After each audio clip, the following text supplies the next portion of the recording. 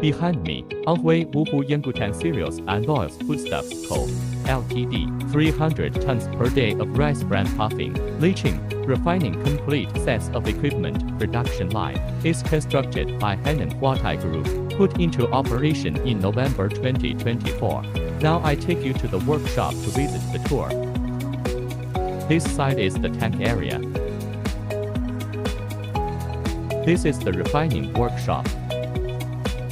This is the small package filling workshop. This is the raw material rice bran store.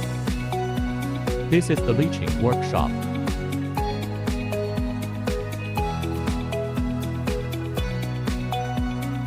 This is the leaching rice bran meal store.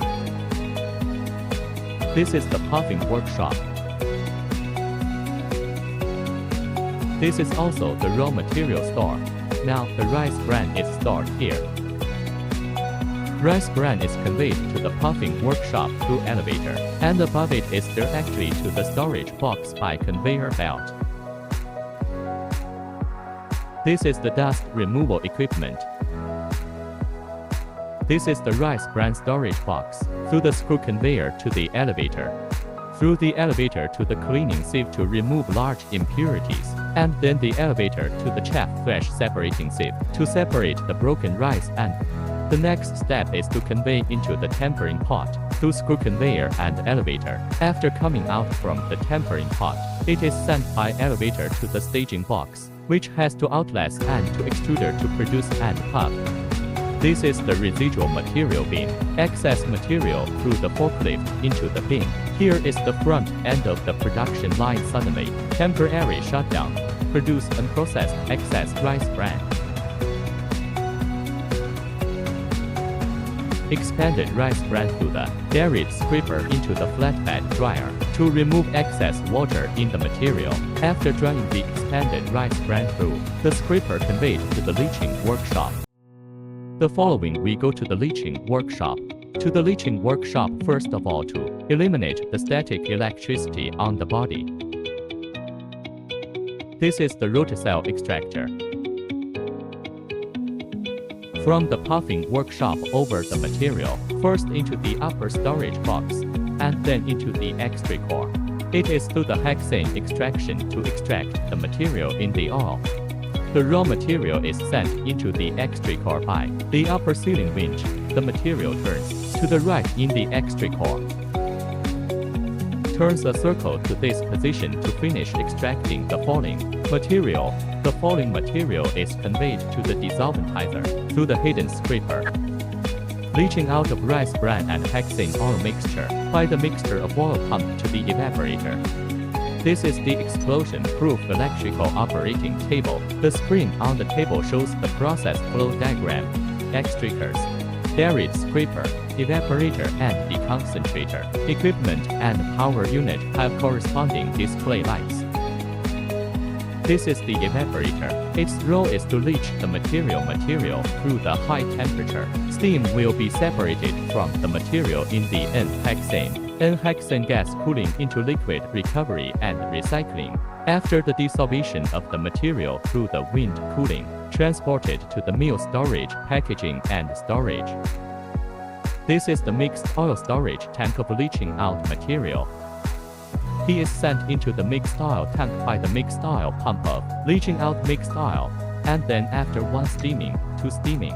Steam extraction tower. The hexane in the mixed oil is separated out, and the separated oil is the crude rice bran oil. There is a condenser here. The condenser is the dissolventizer, mixed oil evaporation, separation of hexane gas into liquid, recovery and recycling. Now let's go to the second floor to have a look.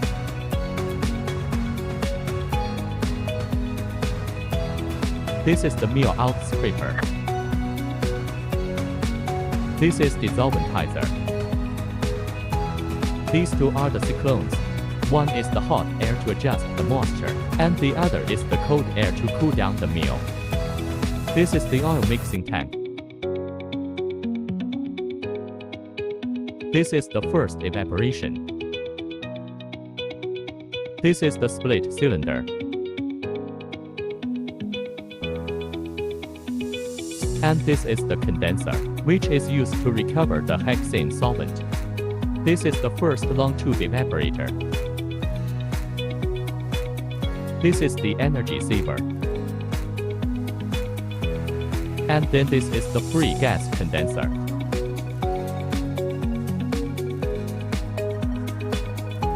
This is the extractor condenser.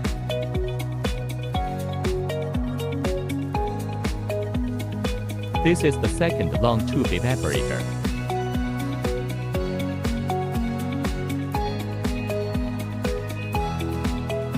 This is the vapor stripping tower, and the oil that comes out is crude rice bran oil.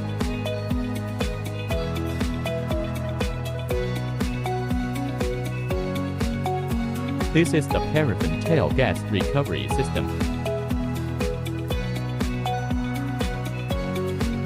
This is the extractors.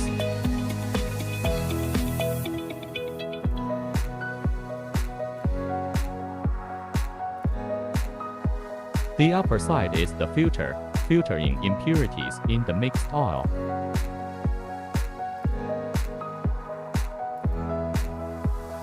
This is the temporary storage box. The material from the puffing workshop comes to the temporary storage box for closed storage first. This is the sealing screw conveyor. The main function is to transport the raw material into the extractors and prevent the extractors from overflowing gas. These two are suspension separators to separate impurities from the oil mixture. Now let's go to the third floor. This equipment is the tail gas fan. The negative pressure state of the workshop is made by it. This is the second evaporator flash box, used to separate the oil and N-hexane solvent. The oil to the bottom, N-hexane solvent through the condenser recovery.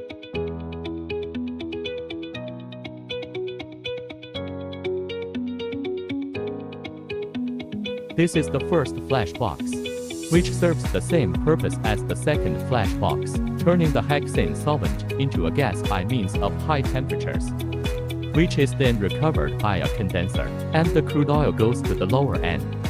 Here is the dissolventizer. It is the raw material from the puffing plant. In the extractors turn around after the raw material falls down to the scraper conveyor to the evaporator, after the high temperature of the raw material and hexane separation. We now go to the first floor to see the crude oil. This is the condensate tank, which collects the steam condensate from the workshop and returns it to the boiler room for use, saving the heat source. This is the steaming tank, where the wastewater separated by condensation. Recovery is steamed to separate the N-hexane in the wastewater by high temperature, and then condensed and recycled. This is the energy saver.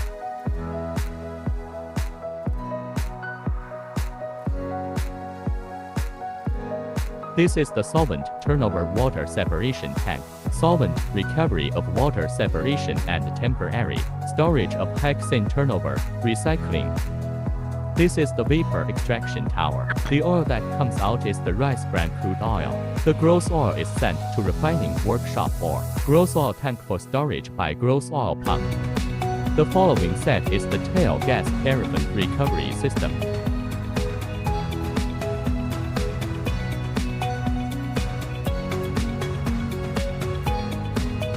This is the output of gross oil. This is the cool water tower for the cooling of the whole workshop. Here is the outdoor solvent storage. The gross oil is sent to the refinery through gross oil pumps, including water pipes and steam pipes from here to the refinery workshop. Now we see this is the sewage treatment equipment. From the refining workshop out of the sewage waste, water through this set of equipment treatment before discharge. On the right is the gross oil tank and the finished oil tank. This is the refining workshop.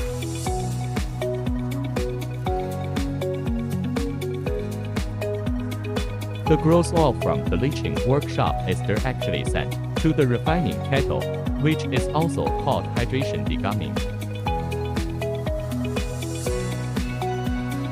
These 4 units are the refining pots, which can be hydrated degumming, dephosphorization, and deacidification. Now we go to the second floor. This is the physical deuterization tower. This is the physical deacidification tower.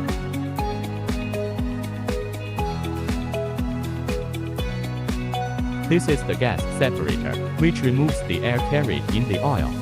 That's the fatty acid trap, which is used to trap the fatty acids removed during physical deacidification. This is the refining pot for refining pots to remove the gums, phospholipase, acidity in the gross oil. This is the first section. The second section is decolorization, using active white clay to remove the color in the oil. These 2 are decolorization kettles. After adding the white clay, the filter is used to filter out the white clay in the oil and the decolorized oil. After filtration enters the clean oil tank.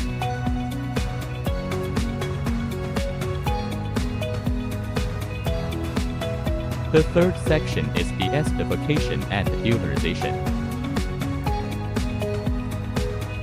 Above is the Roos vacuum unit, which is used to create a high negative pressure vacuum environment for deacidification and deuterization. Now to the third floor. This is the deuterization tower, deacidification tower, vacuum unit. The fourth section of winterization and dewaxing.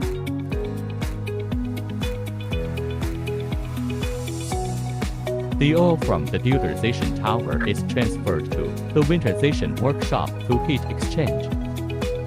And these are the winterization freezing tanks, which are also called crystallization tanks, to make the waxes in the oil crystallize into solids by lowering the temperature.